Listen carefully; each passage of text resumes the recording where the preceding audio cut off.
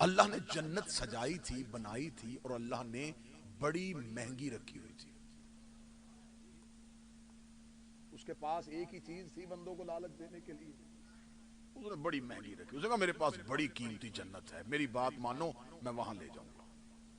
हर नबी ने उम्मत से कहा, हत्ता कि यहां तक कि एक अल्लाह का नबी है, नाम उसका हजरत हूद है। ये तबलीग मजहब करते करते बादशाह वक्त के दरबार में पहुंचे। कौम आद थी, कौम आद का बादशाह शद्दाद था। शद्दाद के दरबार में आके हूद नबी ने अल्लाह की तबलीग शुरू कर दी। आतिश प्रस्त लोग थे, आग की पूजा करते थे। शद्दाद अल्लाह की बातें सुनता रहा। सुनने के बाद हूद से कहने लगा, ये जिसकी बातें कर रहा है ये है कहां? हूद ने कहा कि नजर नहीं आता। तो उसने कहा फिर उसे माने कैसे जो नजर ही नहीं आता? अगर तेरे अल्लाह को मान ले तो क्या होगा? जनाब हूद ने कहा वो जन्नत देगा। अभी ख्वाहिश का फर्क पता चल जाएगा कि जिनके यहां तस्लीम हो उनके यहां जन्नत का तस्वुर क्या है, जिनके यहां तहकीक हो उनके यहां जन्नत का तस्वुर क्या है। जन्नत का तस्वुर तहकीक और तस्लीम के आईने में पड़ने लगा। अच्छा, अगर जन्नत में जाएं तो क्या मिलेगा? उसने कहा वहां पे ये बागात हैं, चश्मे हैं, यकूत जमुर्द के महल हैं। अच्छा, शदाद ने कहा वो कहां है? हूद नबी ने कहा नजर नहीं आती। उसने कहा हद नहीं हो गई, जिसे मानो वो भी नजर नहीं आता, जिसके लिए मानो वो भी नजर नहीं आता। तो ऐसा अनदेखा सौदा मैं करूं ही क्यों? अच्छा, ये जितने लोग तू अपने अल्लाह की कलमा पढ़वा रहा है, ये इसी लालच में जा रहा है? उसने कहा हाँ यही लालच है, जन्नत में जाएंगे। शदाद ने कहा ठीक है, अगर ऐसी जन्नत मैं बना लूं तो फिर तो ये सारे मेरे हो जाएंगे, क्योंकि तेरे अल्लाह मैंने तो लालच ही दिया ना सजदा करवाने के लिए। तसव्वुर इबादत समझिएगा, तसव्वुर इबादत समझिएगा। लालच दिया है ना, तो ये लालच मैं दे देता हूं। उसकी जन्नत तो नजर भी नहीं आ रही, मैं दिखाऊंगा भी, मैं बना लेता हूं। उसने कहा लिखवा जरा जन्नत में क्या क्या है। हूद नबी ने लिखवाया, उसने सारी लिख ली। उसने कहा ये मैं बनाऊंगा। बादशाह था, दौर था उसका, उसने हुक्म कर दिया जमीन की तहों से खजाने निकालो, मुझे ये जन्नत यहां चाहिए। हुक्म पास हो गया, जमीन की तहों से खजाने निकलने शुरू हुए। इसने जन्नत की बैरूनी दीवारें सोने की ईंटों की बनाई। खुदा ने इसकी जन्नत का पूरा तज़किरा किया है। खुदा कुरान में झूठों की बात करता है ताकि सच्चों तक पहुंचा सके।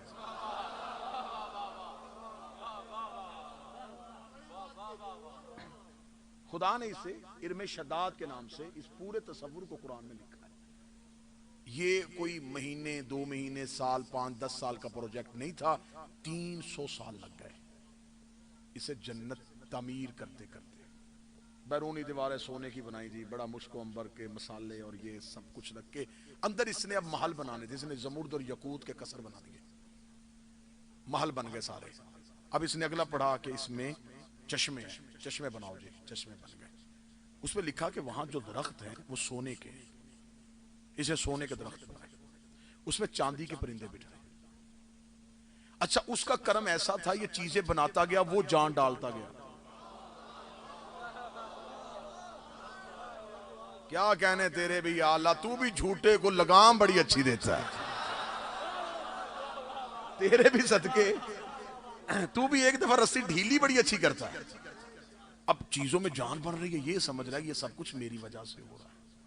इसे ये नहीं पता कि ये सच्चे की जगह पे बैठने की कोशिश कर रहा है।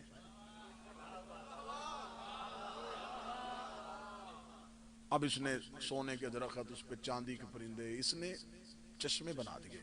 इसने, कुरान कहता है कि आरजी दूध की नहरें बनाई। अब इसे ये खबर नहीं थी दूध को अब जारी रखना था, रुक जाता तो उसे बदबू पैदा होती। अब ये परेशान था कि इसे मुसलसल जारी कैसे रखूं। खुदा को फिर तरस आ गया। खुदा ने जबरील से कहा इसकी बनाई हुई दूध की नहर पे फूंक मार ताकि बदबू पैदा ना हो। दूध की नहरें जारी हो रही हैं, बागात सज गए, चश्मे बन गए, जन्नत सज रही। अब देख नहीं रहा, जब पूरी मुकम्मल होगी तो फिर देखूंगा। पूरी जन्नत सज गई। अब आखिरी मरहला आ गया था जन्नत के मरकजी दरवाजे। जन्नत दरवाजे तक पहुंची और खजाने खत्म हो गए। खजाने खत्म हो गए। जमीन की तहों से खजाने निकाल चुका था, दरबार का खजाना खाली हो चुका था। हत्ता कि यहां तक कुरान की तफसीर ने लिखा कि इसने राया के घरों में अपनी फौज भेज दी कि राया के घरों में घुस जाओ, जो मिले छीन के ले आओ। रैयत को भी खाली कर दिया जन्नत बनाने के जुनून में। बोर तो नहीं हो रहा? कुरान की कहानी है। कुरान कहता जन्नत बन रही थी, मरकजी दरवाजे की जगह बाकी और खजाने खत्म। अब सर पकड़ के बैठा है, हीरे जवाहरात, एक चीज भी ऐसी नहीं जिसको बेचे और जन्नत का दरवाजा बना ले। और आप बेहतर समझते हैं कि बंदा इतना पैसा घर पे लगाए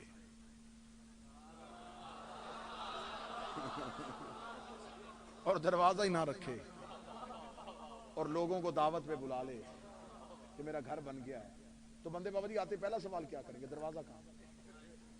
दरवाजा होता है घर का रूप।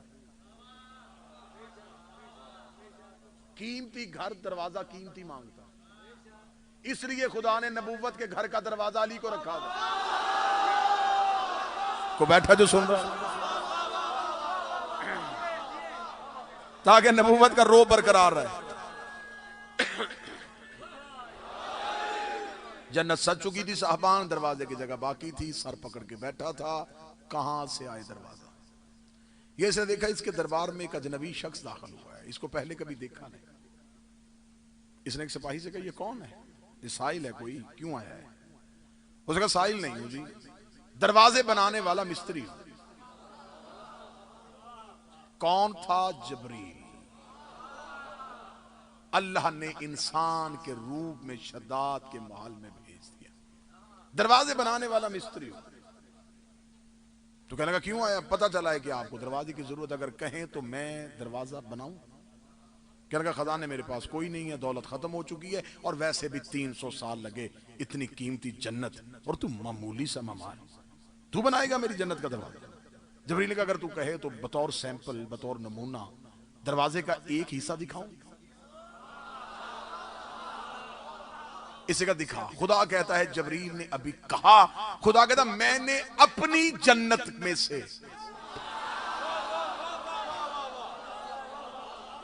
तहकीक तस्लीम, अब जन्नत पे तहकीक हो रही है, अपनी जन्नत के दरवाजों में से दरवाजे का एक पल्ला उखाड़ा, वहीं जबरील के हाथ पे रखा। जबरील ने इसके महल में दरवाजा खड़ा किया, यह सिपाहियों समेत उठ के खड़ा हो गया। इसे कहा ऐसी कीमती चीज मेरे जन्नत में एक भी नहीं है। कहां से ले आया तू ये दरवाजा? इतना दीदा जेब दरवाजा, इतना बेहतरीन दरवाजा कहां से ले गया? जब छोड़ कहां से आया? बता, खरीदेगा? इसे कहा आधे दरवाजे को मैं क्या करूंगा? इसे कहा जहां से आधा आया है वहां से सारा भी आ जाएगा, तो कीमत तय कर। अच्छा, उसने कहा अगर आधा दरवाजा खरीदूं, कीमत? जबरील ने कहा आधी जन्नत। उसने कहा एक हिस्सा लगा के क्या करूंगा? दरवाजा पूरा चाहिए। जबरील ने कहा पूरी जन्नत। इसे कहा जन्नत तुझे दे दी तो फिर मैंने क्या बनाया? एक दरवाजे के बदले में 300 साल की बनी जन्नत दे दूं, फिर मैंने क्या बनाया? फिर जहन में यह बात आई कि जितनी मोहब्बत से मैंने बनाई है, बनता तो यही दरवाजा है, ये लग जाएगा तो जन्नत सज जाएगी। चल मेरी ना भी हुई, लोग कहेंगे तो सही, किसी ने चीज बड़ी निराली बनाई है। मशीरों ने कहा कि तू परेशान क्यों हो रहा है? बादशाह तू, हुकूमत तेरी, दरवाजा खरीद, इसे कत्ल करें? हम कौन सा इसे दे रहे हैं? तू दरवाजा खरीद, इसे कत्ल कर दे। कुरान का वाकया है, कुरानी वाकया है। इसने कहा मैं लिखता हूं जन्नत की मलकियत। इसने जन्नत की मलकियत लिखी। जबरील के हाथ में जन्नत की मलकियत गई। जबरील हो गया नजरों से ओछल। इसने कहा अच्छा हुआ खुद ही चला गया, हमने भी तो मारना ही था। कौम में जिन्नात से था या इंसानों से था, अच्छा हुआ ये खुद ही चला गया।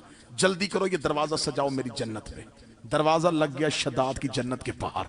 इसने कहा दिन मुंतखब करो, राया इकट्ठी करो, सारी फौज बुलाओ, आज जाऊंगा मैं जन्नत देखने के लिए। आज मुझे देखना है 300 साल के बाद जिसका मैंने इंतजार किया था। आज मेरी जन्नत सज चुकी है। ये पूरे जाहो जलाल के साथ, पूरे प्रोटोकॉल के साथ, पूरे लश्कर, पूरी आबोताब के साथ जब जन्नत के दरवाजे की तरफ बढ़ा था, इधर ये जन्नत के बाहर पहुंचा, या अंदर से जन्नत का दरवाजा खुलना शुरू होगा। इससे कहा जन्नत के अंदर कौन है? जब दरवाजा खुला तो अंदर से हूद नबी बाहर आ रहा था। अंदर से हूद नबी बाहर आ रहा था। इसने कहा ओ हूद, तू यहां कैसे चला गया? फिर मैं किस जगह पे? फिर कहने लगा मेरी जन्नत में। हूद ने वही कागज का टुकड़ा हवा में लहराया। कौन सी जन्नत?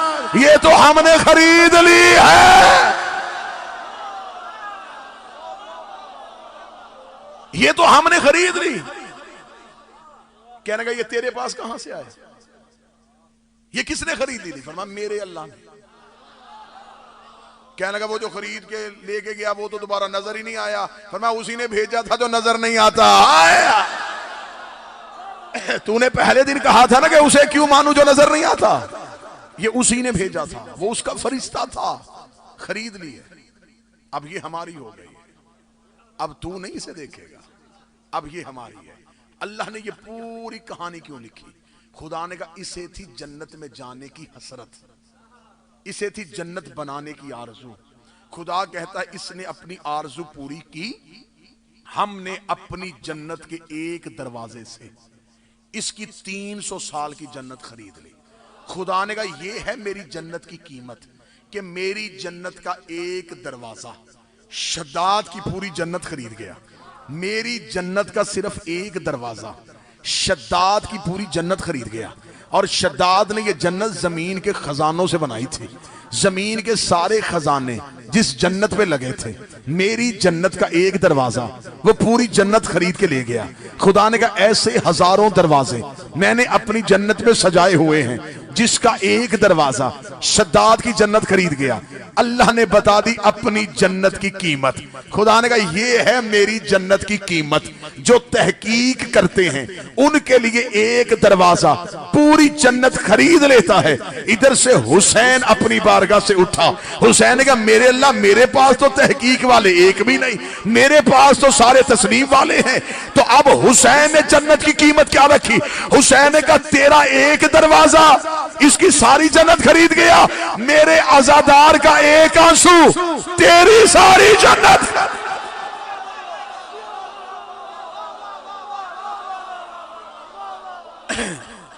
तेरी जन्नत का एक दरवाजा इसकी पूरी जन्नत खरीद गया।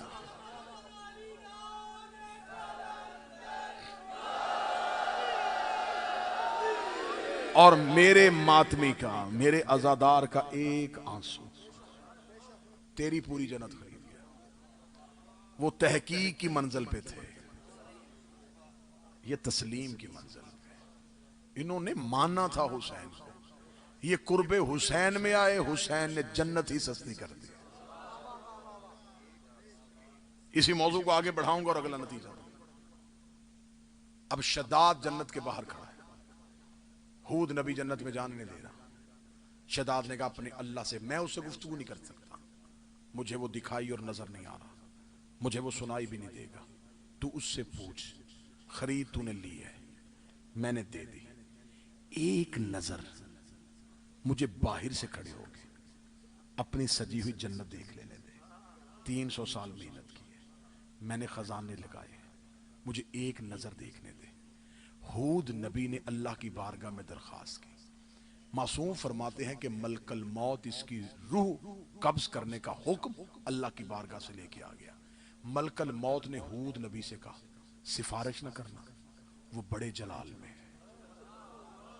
लफ्ज सुनो, ये मैं पूरी तहकीक के साथ जुमला पढ़ा। एक लम्हे के लिए भी सिफारिश न करना, वो बड़े जलाल में। मलकल मौत तुझे कैसे पता चला वो जलाल में है? मलकल मौत ने कहा जब उसने इसकी रूह कब्ज करने का हुक्म दिया, इतने बड़े बड़े नाफरमान की रूह मैंने कब्ज की है, वो इतना कभी जलाल में नहीं है। आज उसने मुझे हुक्म दिया है कि इसकी रूह कब्ज करने से पहले इसे घोड़े की पुश से जमीन पे पटक के मार, पहले जमीन पे गिरा, तड़पते हुए की रूह निकाल, मैं इसे तड़पता देखना चाहता हूं। मलकल मौत कहता ऐसा अमर उसने पहले कभी नहीं कहा। मैं भी कांप गया। मैंने कहा मेरे मालिक, तेरे फैसले तब्दील नहीं होते, गुजारिश सिर्फ इतनी करूंगा, जब ये बनाने लगा था तब तूने कुछ नहीं कहा। ये दरख्त उड़ाता तू जान डालता, ये परिंदा बिठाता तू रूह डालता, ये चश्मे बनाता तू जारी करता। मेरे मालिक तूने इसका साथ दिया। अब एक नजर देखना चाहता है, नाफरमान है, लेकिन उसे एक नजर देखने की भी इजाजत नहीं दी और अमर यह कर दिया है पटक के मार, तड़पते हुए की रूह निकल। इससे पहले भी बड़े बड़े नाफरमान गए, इतना सख्त हुक्म नहीं आया। मलकल मौत ने कहा ना उसने मुझे राज बताया ना मैंने राज पूछा। उसने कहा इसे ऐसे गिरा जैसे दीवार से छपकली गिरती है, पटक के मार, तड़पते हुए की रूह निकाल। हूद नबी भी अल्लाह के जलाल से डर गया, खामोश हो गया। यही बात इमाम की बारगाह में आ गई।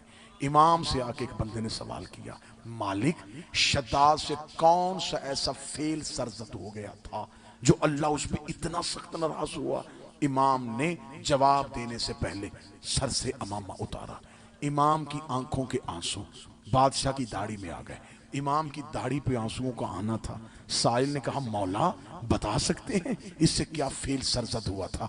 इमाम ने जमीन पे अपने हाथों को फेरा जैसे कोई बेबसी में फेरता है। फेरने के बाद इमाम ने कहा शद्दाद से एक ऐसा फेल सरजद हो गया था जिससे अल्लाह ने इसे सख्त अजियत दी। मेरे मालिक वो क्या था? फरमाया जब इसकी फौज राया के घरों में घुस के सामान लूट रही थी तो इसकी फौज ने कौमे आद की एक बच्ची के कान से दुर खींचा।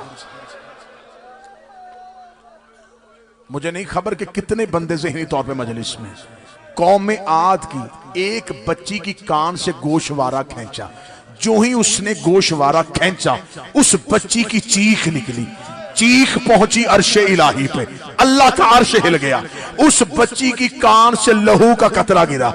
उसने मुंह आसमान की तरफ किया करके कहा मेरा बदला तूने लेना है, मेरा बदला तूने लेना है। खालिक ने उसी लम्हे ये फैसला कर लिया था कि इस बच्ची की चीख जितनी अज़ियत अब मैं शद्दाद को भी दूंगा।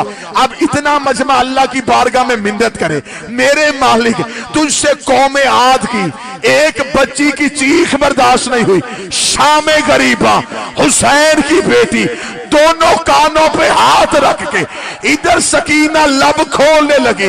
सज्जाद की आवाज आई, सकीना बद्दुआ न कर रहा।